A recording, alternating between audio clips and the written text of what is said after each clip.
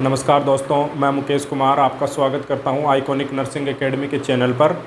पिछली क्लास में अपन excretory system को एक्सप्लेन कर रहे थे, इसको पढ़ रहे थे, तो इसी के साथ अपन कंटिन्यू करते हैं। पिछली क्लास में अपन ने जो एक्सक्रीटरी सिस्टम का जो किडनी ऑर्गन था उसकी एनाटॉमी अपन ने कंप्लीट कर ली थी, उसके फंक्शंस देख लिए थे, लेकिन जो फिजियोलॉजी का पोर्शन था किडनी का वो अपना कंटिन्यू था। तो अब आज अपन जो किडनी का जो फिजियोलॉजिकल पोर्शन है, यूरिन फॉर्मेशन की जो प्रोसेस है उसको अपन आज पढ़ते हैं, उसको आज अपन एक्सप्लेन करते हैं। तो स्टार्ट करते हैं आज की क्लास यूरिन फॉर्मेशन के साथ। तो यूरिन फॉर्मेशन कैसे होता है ये आपको आज की क्लास में बताया जाएगा। तो यूरिन फॉर्मेशन एक प्रोसेस है जिसके अंदर कुछ स्टेप्स हैं जो फॉलो होती हैं, कंटिन्यू स्टेप्स होती हैं। वो स्टेप्स हैं ग्लोमेरुलर फिल्ट्रेशन, सेलेक्टिव रीएब्जॉर्प्शन और ट्यूबुलर सीक्रेशन। तो ये 3 स्टेप है जो इसमें फॉलो होती हैं। तो सबसे पहली स्टेप अपन देखते हैं ग्लोमेरुलर फिल्ट्रेशन कि जो पिछली क्लास में अपन ने बताया था कि जो इफरेंट आर्टीरियोल है उसमें जो ब्लड आ रहा है वो इस ग्लोमेरुलस में फिल्टर होगा। तो इसी प्रोसेस को अपन ग्लोमेरुलर फिल्ट्रेशन बोलते हैं। तो फिल्ट्रेशन कैसे हो रहा है ये हम आपको आज बताएंगे। तो जो इफरेंट आर्टीरियोल आप देख सकते हैं कि जो इफरेंट आर्टीरियोल है उसका डायमीटर ज़्यादा है और जो एफरेंट आर्टीरियोल है उसका डायमीटर कम है। तो एक प्रेशर तो यहाँ पे क्रिएट होता है, ये जो डायमीटर है इसकी वजह से। तो फिल्ट्रेशन के लिए कुछ प्रेशर्स हैं जो कि जिम्मेदार होते हैं यहाँ पे फिल्टर करवाने के लिए ब्लड को। तो एक प्रेशर तो हो गया इसका आर्टीरियोल का डायमीटर के लिए। कुछ प्रेशर्स और हैं जो यहाँ पे अपनी भूमिका निभाते हैं। तो देखते हैं कौन कौन से प्रेशर हैं जिनकी वजह से ग्लोमेरुलर फिल्ट्रेशन होता है। तो जो इफरेंट आर्टीरियोल है, जो ग्लोमेरुलस है, उसके अंदर एक हाइड्रोस्टेटिक प्रेशर होता है, हाइड्रोस्टेटिक प्रेशर ऑफ ग्लोमेरुलस। ये होता है 60 mm ऑफ Hg। जो इफरेंट आर्टीरियोल से जो ब्लड आ रहा है फिर ग्लोमेरुलस बन रहा है कैपिलरीज के जाल में, तो वहाँ पे जो ब्लड के द्वारा प्रेशर लगाया जा रहा है वो कितना है 60 mm ऑफ Hg। इसके बाद देखते हैं एक प्रेशर दूसरा और काम करता है यहाँ पे, वो है जो ये बोमेंस कैप्सूल है, इसके अंदर जो ये फ्लूइड है इसको बोलते हैं hydrostatic pressure of बोमेंस capsule. Hydrostatic pressure of बोमेंस capsule, इसकी वैल्यू होती है 15 mm ऑफ Hg। ये इसके अपोजिट काम करेगा। हाइड्रोस्टेटिक प्रेशर है वो फिल्टर करवाने के लिए प्रेशर डालेगा और जो हाइड्रोस्टेटिक प्रेशर ऑफ बोमेंस कैप्सूल है वो इसके अपोजिट काम करेगा। अपोजिट ये देखिए, ये कितना है 15 mm ऑफ Hg। एक प्रेशर और काम करता है जिसको बोलते हैं कोलोइडल प्रेशर। कोलोइडल प्रेशर जो कि प्रोटीन्स के द्वारा लगाया जा रहा है। अब जो ब्लड आ रहा है उसके अंदर जो प्लाज्मा प्रोटीन्स हैं वो एक प्रेशर लगाएंगे जिसको बोलते हैं कोलोइडल प्रेशर। लेकिन वो जो प्रोटीन्स का प्रेशर है वो भी अपोजिट साइड में लगता है, जो फिल्ट्रेशन हो रहा है उसके अपोजिट साइड में लगता है और इसकी वैल्यू होती है 25 mm ऑफ Hg। तो देखिए 60 mm ऑफ Hg के प्रेशर पड़ रहा है इसको फिल्टर करवाने के लिए, 60 mm ऑफ Hg। और इसके अपोजिट में 2 प्रेशर काम कर रहे हैं, बोमेंस कैप्सूल का और प्रोटीन्स का। तो बोमेंस कैप्सूल के द्वारा जो प्रेशर लगाया जा रहा है अपोजिट साइड में वो है 15, और इसके बाद जो कोलोइडल प्रेशर लगाया जा रहा है प्रोटीन्स के द्वारा वो कितना है 25। तो अपन को 60 में से ये 25 और 25 डिवाइड करना है। क्यों? क्योंकि ये जो 15 और 25 है वो अपोजिट साइड में लग रहा है, इसको फिल्टर होने से रोक रहा है। तो इसका नेट फिल्ट्रेशन प्रेशर है, जो नेट फिल्ट्रेशन प्रेशर है वो अपने पास हो गया 60 माइनस 40, 25 प्लस 15 40। तो अपने पास नेट फिल्ट्रेशन प्रेशर आ गया 20 mm ऑफ Hg। तो जो फिल्ट्रेशन की जो प्रोसेस है, नेट फिल्ट्रेशन प्रेशर है वो कितना आ गया 20 mm ऑफ Hg। तो फिल्ट्रेशन की प्रोसेस की एक टर्म है जो रेट है उसको बोलते हैं GFR, ग्लोमेरुलर फिल्ट्रेशन रेट। तो कितने प्रेशर से यहाँ पे ब्लड फिल्टर होगा 20 mm ऑफ Hg। अब ग्लोमेरुलर फिल्ट्रेशन रेट एक टर्म है, इसके बारे में देख लेते हैं, इसकी कुछ स्पेसिफिक कैरेक्टरिस्टिक्स हैं वो देख लेते हैं। जो GFR है वो 1 मिनट में कितना होता है 125 ml पर मिनट। 1 मिनट में 125 ml ब्लड यहाँ पे फिल्टर होगा। यहाँ पे फिल्ट्रेट का जो अमाउंट है वो 1 मिनट में कितना होगा 125 ml। और अगर इसको अपन 24 आवर का देखें, एक दिन का देखें, तो होता है 180 लीटर पर डे, या फिर बोल सकते हैं 24 आवर्स का 180 लीटर फिल्ट्रेट का फॉर्मेशन होता है, जो कि बहुत ज़्यादा है। अब आप सोच रहे होंगे कि एक दिन के अंदर 180 लीटर फिल्टर हो रहा है, तो इतना ब्लड कहाँ से आ रहा है और फिर वो कहाँ जा रहा है। तो जो ब्लड है वो बार बार हार्ट के द्वारा पंप किया जाता है और किडनी के पास घूमता हुआ निकलता रहता है, यहाँ से ब्लड घूमता रहता है और यहाँ पे फिल्टर होता रहता है। तो एक दिन में 180 लीटर ब्लड फिल्टर होगा यहाँ पे। तो और जो इतना फिल्टर हुआ है वो पूरा एक्सक्रीट नहीं होता है, इसका 99% पार्ट है वो अगली स्टेप है इसकी सिलेक्टिव रीएब्जॉर्प्शन, यहाँ पे वापस रीएब्जॉर्ब हो जाएगा। और इसका ओनली 1% है वो आगे यूरिन फॉर्मेशन की प्रोसेस में कंटिन्यू होता है, यूरिन फॉर्मेशन में अपना रोल निभाता है। ओनली 1% 180 लीटर का। तो अपन ग्लोमेरुलर फिल्ट्रेशन पढ़ रहे हैं, जिसके अंदर अपन ने प्रेशर्स देख लिए हैं जिनकी वजह से फिल्ट्रेशन की प्रोसेस है वो कंप्लीट हो रही है। इसके बाद अपन ने देख लिया है जीएफआर ग्लोमेरुलर फिल्ट्रेशन रेट। इसके बाद अपन देखते हैं कि जो यहाँ से जो ब्लड आ रहा है उसके अंदर से ऐसे कौन कौन से कंटेंट्स हैं जो यहाँ पे फिल्टर होंगे और कौन कौन से कंटेंट्स हैं जो फिल्टर नहीं होंगे। क्योंकि ब्लड के अंदर तो बहुत सारे प्रोडक्ट्स होते हैं, बहुत सारे कंटेंट्स होते हैं, लेकिन उनमें से सब कुछ फिल्टर नहीं होते हैं। तो अपन देखते हैं ऐसे कौन कौन से सब्सटेंस हैं जो यहाँ पे फिल्टर होंगे और कौन कौन से सब्सटेंस नहीं होंगे।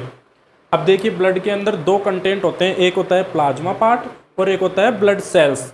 तो जो ब्लड सेल्स होती हैं आरबीसी है, डब्ल्यूबीसी है, प्लेटिलेट्स है, वो यहाँ पे फिल्टर नहीं होंगी, वो एफरेंट आर्टीरियोल के द्वारा आगे कंटिन्यू हो जाएंगी और वीनस ब्लड के द्वारा वापस राइट एट्रियम ऑफ हार्ट में पहुँच जाएंगे आईवीसी के थ्रू। और जो प्लाज्मा पार्ट है उसमें से भी जो प्लाज्मा प्रोटीन्स है वो भी यहाँ पे फिल्टर नहीं होती हैं। तो ब्लड सेल्स और प्लाज्मा प्रोटीन फिल्टर नहीं होती हैं। तो इसके अलावा जो भी ब्लड का जो कंटेंट है वो यहाँ पे फिल्टर होता है। एक एक्सेप्शन और होता है, जो ड्रग्स होती हैं, कुछ ड्रग्स होती हैं जैसे एम्पिसिलिन है और एस्प्रिन है, वो भी यहाँ पे फिल्टर नहीं होती हैं। उनका जो मेटाबॉलिक एंड प्रोडक्ट है वो भी यहाँ पे फिल्टर नहीं होता है। उनके लिए कुछ स्पेसिफिक फेज होती है, स्पेसिफिक स्टेप होती है, जैसे ट्यूबुलर सीक्रेशन, उनके द्वारा जो एम्पिसिलिन और एस्प्रिन है उनको यहाँ पे सीक्रेट किया जाता है और यूरिन में इंक्लूड किया जाता है। तो अपन देख रहे थे कि फिल्ट्रेट और अनफिल्ट्रेट सब्सटेंस, जो फिल्टर नहीं होते हैं वो ब्लड सेल्स हैं और प्रोटीन्स हैं और एम्पिसिलिन, एस्प्रिन कुछ ड्रग्स हैं। इसके बाद फिल्टर होने वाले सब्सटेंस कौन कौन से हैं वो देख रहे थे अपन। तो फिल्टर होने वाले सब्सटेंस में ब्लड सेल्स के अलावा जो भी ब्लड के अंदर कंटेंट है वो सारे फिल्टर होते हैं, जैसे इलेक्ट्रोलाइट्स हैं, प्लाज्मा है, वाटर है और यूरिया है, यूरिक एसिड है, क्रिएटिनिन है, एंजाइम्स हैं, हार्मोन्स हैं, यूरोबिलिनोजन है, ये सारे यहाँ पे फिल्टर हो जाते हैं। उसके बाद ये फिल्ट्रेशन वाली प्रोसेस पढ़ रहे हैं अपन, जिसमें सब चीज़ें फिल्टर हो जाती हैं ब्लड सेल्स और प्रोटीन के अलावा। तो इसके बाद फिल्टर होने के बाद आगे की प्रोसेस अपन पढ़ते हैं सेलेक्टिव रीएब्जॉर्प्शन के अंदर। तो देखते हैं अपन सेलेक्टिव रीएब्जॉर्प्शन के अंदर क्या होता है। इसको रीएब्जॉर्प्शन क्यों बोला है, क्योंकि एक बार तो एब्जॉर्प्शन है वो सब्सटेंस का एब्जॉर्प्शन है वो इंटेस्टाइन के अंदर हो जाता है, दोबारा यहाँ पे रीनल ट्यूबुल्स में हो रहा है, तो इसको बोल रहे हैं रीनल सेलेक्टिव रीएब्जॉर्प्शन।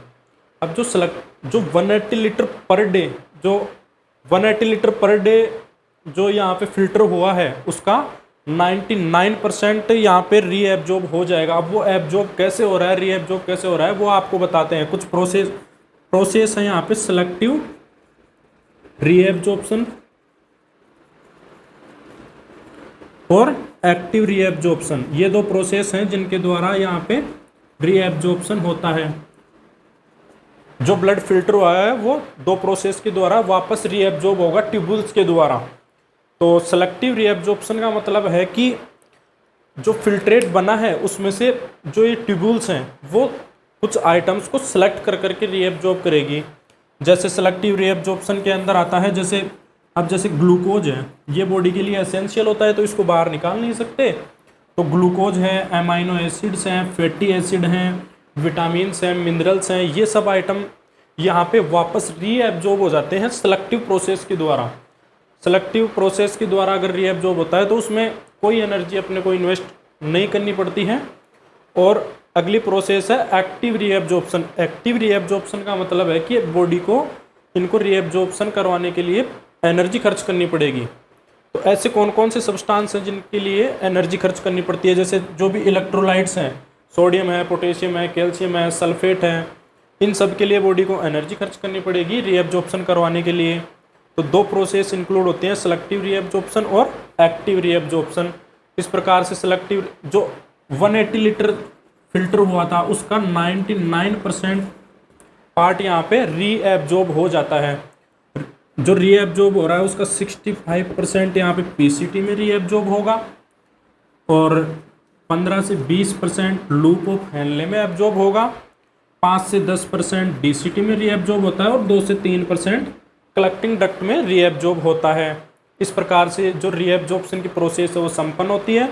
उसके बाद अपन यूरिन फॉर्मेशन की जो नेक्स्ट स्टेप है ट्यूबुलर सीक्रेशन, वो देखते हैं कि ट्यूबुलर सीक्रेशन में क्या होता है। तो देखिए दोस्तों, मैंने आपको यहाँ पे जो फिल्ट्रेट और जो अनफिल्ट्रेट सब्सटेंस थे वो बताए थे। तो जो अनफिल्ट्रेट सब्सटेंस बताए थे उनमें मैंने बताया था कि एक तो एम्पिसिलिन और एक एस्प्रिन, ये जो ड्रग्स हैं ये मेटाबॉलिज्म के बाद इनको बाहर निकालना होता है, लेकिन वो यहाँ से फिल्ट्रेशन के द्वारा बाहर नहीं निकलती हैं। तो उनके लिए, ऐसे सब्सटेंस के लिए ट्यूबुलर सीक्रेशन जो फेज है, स्टेप है, वो होती है। तो जो एम्पिसिलिन है और जो एस्प्रिन है वो ट्यूबुलर सीक्रेशन। अब ट्यूबुलर सीक्रेशन कैसे होता है?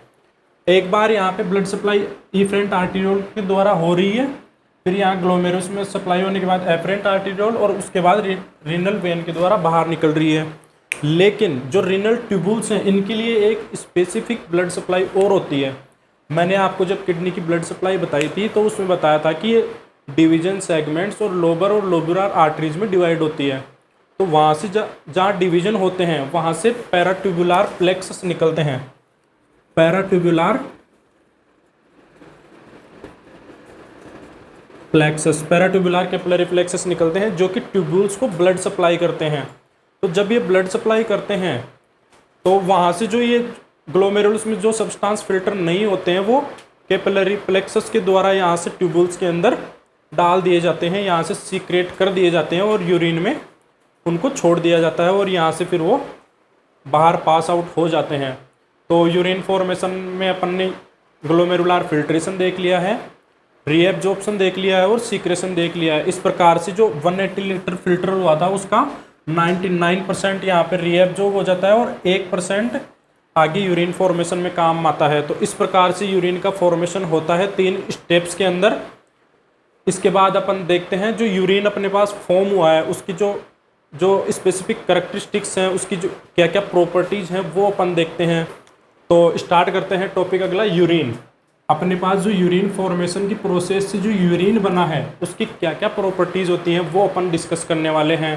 तो यूरिन की प्रॉपर्टीज़ में अपन डिस्कशन करेंगे यूरिन की अमाउंट के बारे में, यूरिन के कलर के बारे में, यूरिन की स्मेल के बारे में, यूरिन के ओडोर के बारे में और यूरिन की स्पेसिफिक ग्रेविटी के बारे में, यूरिन की जो टर्बिडिटी है, टर्बिडिटी उसके बारे में डिस्कशन करेंगे। उसके बाद उसकी पीएच के बारे में डिस्कशन करेंगे। तो ये यूरिन की कुछ स्पेसिफिक प्रॉपर्टीज़ हैं जिनके बारे में अपन डिस्कशन करने जा रहे हैं। तो जो यूरिन का अमाउंट है वो नॉर्मली 24 आवर्स में कितना होता है? 1 से 2.5 लीटर। ये रेंज है, नॉर्मल रेंज कितनी होती है? 1 से 2.5 लीटर। और जो एवरेज वैल्यू है वो कितनी होती है? 1.5 लीटर। 24 आवर्स का एवरेज यूरिन फॉर्मेशन कितना होता है? 1.5 लीटर। तो ये इसका अमाउंट हो गया है नॉर्मल। इसके बाद अपन इसका कलर डिस्कस करते हैं। अमाउंट में अगर आप देख सकते, ये तो नॉर्मल हो गया। अगर आपको जो रेंज है उसमें मैक्सिमम कितना है? 2.5 लीटर। अगर आपको 2.5 लीटर से ज़्यादा मिलता है यूरिन तो उस कंडीशन को बोलते हैं पॉलीयूरिया। अगर आपको 400 ml पर डे से कम मिलता है तो उसको बोलते हैं ओलिगोयूरिया। अगर आपको 100 ml पर 24 आवर्स से कम मिलता है, 100 ml से कम मिलता है तो उसको बोलते हैं एनयूरिया। ये कुछ स्पेसिफिक टर्म्स हैं जो अमाउंट ऑफ यूरिन से रिलेटेड हैं। तो अमाउंट अपन ने डिस्कस कर ली है। उसके बाद अपन देखते हैं कि यूरिन का कलर कैसा होता है। तो जो यूरिन का कलर है वो स्ट्रो कलर का होता है। स्ट्रो कलर अपन बोल सकते हैं येलो कलर, पेल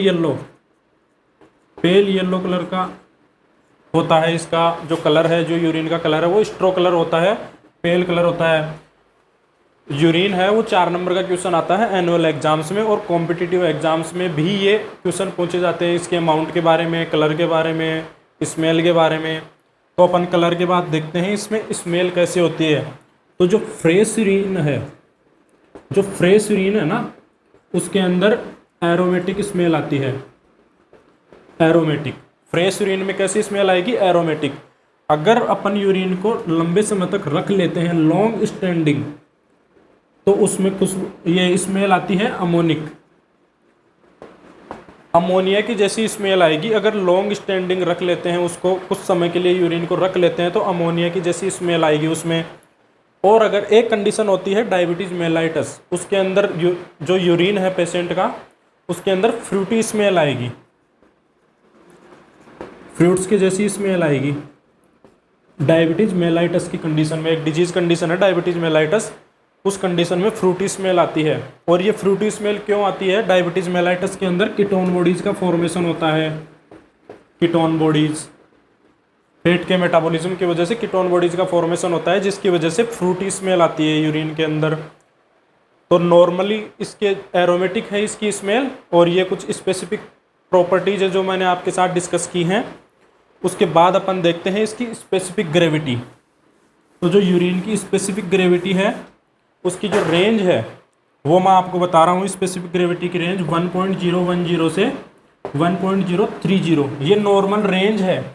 एक बार ये कॉम्पिटिटिव एग्जाम्स में पूछा जाने वाला क्वेश्चन है, एक बार कॉम्पिटिटिव एग्जाम्स में पूछा जा चुका है, और उसकी रेंज दी थी इन्होंने 1.016 से 1.022। ये इसका एवरेज रेंज है और ये नॉर्मल रेंज है। तो ये एग्जाम में पूछा हुआ है एक बार क्वेश्चन। उसके बाद अपन देखते हैं जो यूरिन है उसकी पीएच। तो जो पीएच की रेंज है वो 6.4 से लेकर 8.0 तक होती है, और इसकी जो एवरेज है, सॉरी ये 4.6 से लेकर 8.0 तक होती है। और अगर इसकी एवरेज देखें तो 6.4 इसकी पीएच होती है यूरिन की। 6.4 का मतलब हो गया कि एसिडिक है। तो जो यूरिन है वो नेचर में कैसा होता है? एसिडिक होता है। उसके बाद अपन यूरिन की अगर टर्बिडिटी देखें, तो जो फ्रेश यूरिन है,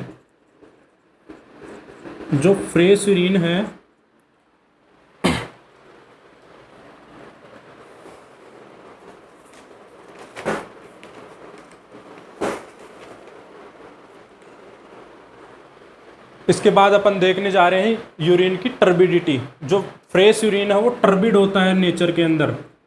टर्बिड होता है मतलब ट्रांसपेरेंट होता है, उसके आर पार अपन देख सकते हैं। और अगर यूरिन को अपन लंबे समय तक रख लेते हैं, लॉन्ग स्टैंडिंग यूरिन है वो ब्लड हो जाता है, धुंधला हो जाता है, उसकी जो टर्बिडिटी है वो बढ़ जाती है लॉन्ग स्टैंडिंग के साथ साथ। तो इस प्रकार से अपन ने यूरिन की जो करेक्टरिस्टिक्स थे, स्पेसिफिक प्रॉपर्टीज़ थी, अमाउंट है, कलर है, स्मेल है, स्पेसिफिक ग्रेविटी है, टर्बिडिटी है और पीएच है, ये देख ली है। कॉम्पिटिटिव एग्जाम्स में बहुत बार क्वेश्चन पूछते हैं इनसे, तो ये आपको देखना है।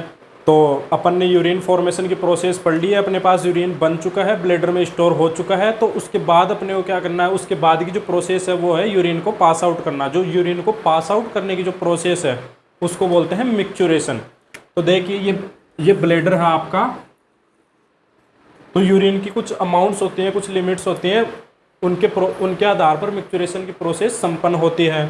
अगर आपके ब्लैडर में 200 से लेकर 250 ml से ज़्यादा यूरिन अगर स्टोर हो जाता है, तो यहाँ से इम्पल्स जनरेट होती हैं। जो इसकी ब्लैडर है, ब्लैडर की एनाटॉमी पढ़ाऊंगा तो उसमें बताऊंगा आपको। जो मस्कुलर लेयर होती है उसमें नर्व सप्लाई होती है, उसमें बताऊंगा आपको। अगर ब्लैडर के अंदर 200 से 250 ml से ज़्यादा यूरिन कलेक्ट हो जाता है, तो यहाँ से इम्पल्स जनरेट होगी और वो सेंसरी नर्व के द्वारा ब्रेन में जाएगी। मिक्चुरेशन सेंटर ब्रेन में सिचुएटेड होता है पोन्स पार्ट में। जो ब्रेन का पोन्स वाला पार्ट है उसके अंदर मिक्चुरेशन सेंटर सिचुएटेड होता है। वहाँ पे इम्पल्सेस जाएगा, ब्रेन वहाँ पे सोचेगा क्या करना है क्या नहीं करना, और फिर वहाँ से मोटार नर्व भेजेगा। मोटार नर्व आएगी। अब ये ब्रेन का काम हो गया। जो मिक्चुरेशन सेंटर ब्रेन में है पोन्स में, वहाँ का। अब जो यूरिन को पास आउट करवाना है, जो यूरिनरी रिफ्लेक्स जनरेट करवाना है, वो काम है मिक्चुरेशन रिफ्लेक्स सेंटर के पास। मिक्चुरेशन रिफ्लेक्स सेंटर, ये होता है आपकी वर्टिब्रा के अंदर S2 से S3 लेवल पर। जो मिक्चुरेशन, जो यूरिन को पास आउट करवाना है, ये इम्पल्स कहाँ से जनरेट होगा? मिक्चुरेशन रिफ्लेक्स सेंटर से S2 से S3 से। और यहाँ से जो इम्पल्स आएगी मोटार नर्व के द्वारा, वो इम्पल्स आके जो ये ब्लेडर की जो मस्कुलर लेयर है, इसमें डेट्रोसोर मसल होती है, स्पेसिफिक मसल है जो यूरिनरी ब्लेडर में पाई जाती है। डेट्रोसोर मसल है, उस पर आके काम करेगी और उसको कॉन्ट्रैक्ट करेगी। जब डेट्रोसोल मसल कॉन्ट्रैक्ट करेगी तो ब्लैडर के अंदर स्पिंक्टर होते हैं, इंटरनल स्पिंक्टर और एक्सटर्नल स्पिंक्टर। जब ये डेट्रोसोल मसल कॉन्ट्रैक्ट करेगी तो इधर से ये साइज में छोटी होगी और ये जो इंटरनल स्पिंक्टर है ये डायलेट होगा। जैसे ये डायलेट होगा तो यहाँ पे जो यूरिन का अमाउंट है वो नीचे आ जाएगा। अब ये जो इंटरनल स्पिंक्टर है ये इनवॉल्यूंट्री होता है नेचर में, नर्व्स के द्वारा हो रहा है। इसके बाद एक्सटर्नल स्पिंक्टर होता है जो कि वॉल्यूंट्री होता है। अगर जब यहाँ से 200 से 250 ml पे इसको अर्ज होगा तो यहाँ से इम्पल्स जाएगी और रिफ्लेक्स सेंटर के द्वारा डेट्रोसोल मसल कॉन्ट्रैक्ट होगी और जो इंटरनल स्पिंक्टर है वो डायलेट होगा और यूरिन को अपन पास आउट कर सकते हैं। तो ये जो प्रोसेस है इसको क्या बोलते हैं? मिक्चुरेशन।